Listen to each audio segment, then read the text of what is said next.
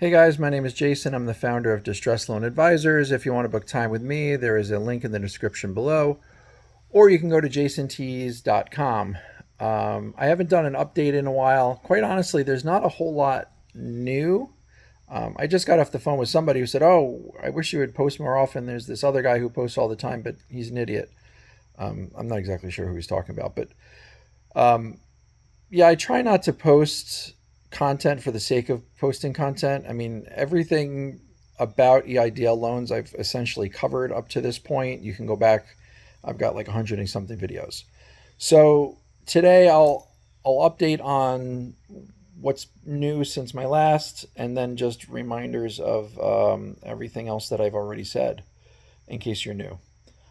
So the newest piece of information is that the Inspector General did make some recommendations to the SBA, most of which the SBA disagreed with in terms of like, you should be suing people and getting judgments. Well, that's just going to cost more money and result probably in no additional recovery. So in other words, if you've got a borrower without a personal guarantee and the business closed, let's say it's Jason's Pizzeria LLC, and it was for $199,000, so no personal guarantee, why would you sue that entity? If the assets are already sold and it's not operating anymore, what are you going to get from it? The answer, nothing. So the SBA pushed back on that. The one thing that the SBA did agree to is that they will start reporting to credit by June of 2026, which in my mind means any time between now and June of 2026. Whether that means they're going to report on all of the loans, regardless of status, or if they're only going to report the delinquent ones, that remains to be seen. So we'll just keep our eye on it. To this point, I still have not had anybody tell me they've seen it on their credit in a really long time. If that changes, please shoot me an email and let me know. But otherwise, that's really the only update since the last video I did, which talked about how the hardship accommodation plan had been yanked.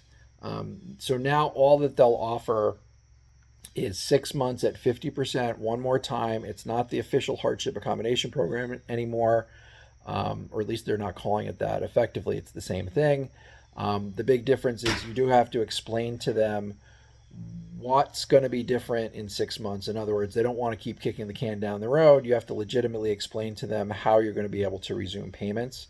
So if you're going to go to them and ask for help, they want you to dance, you should dance. Tell them that you're working on some initiatives, you're working on bringing in an investor, you're cutting costs, you're doing marketing. You get my gist. Beyond that, status quo. There is no offer in compromise. I've even put on my website now when people sign up. Yes, I know they will send the forms if you ask for them. As many times as people have told me that they've gotten the forms is as many times as people have told me they were immediately declined for an offer in compromise. So at this point, as far as I've seen, no offer in compromise for any COVID era EIDL loan has been approved. If I hear otherwise, I will certainly report back on that.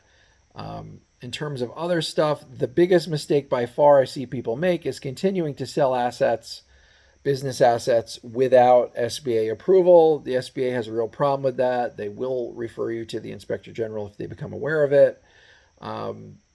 So I would say in the vast majority of cases, do not sell anything unless the SBA have signed off on it. The only exception to that would be if you're going to pay the loan off with the proceeds, they really can't stop you.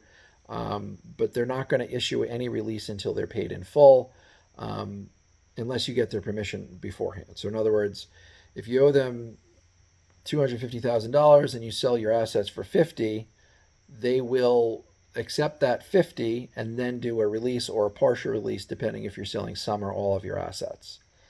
Beyond that, people are always worried, am I going to go to jail? If you didn't commit fraud, you're not going to jail.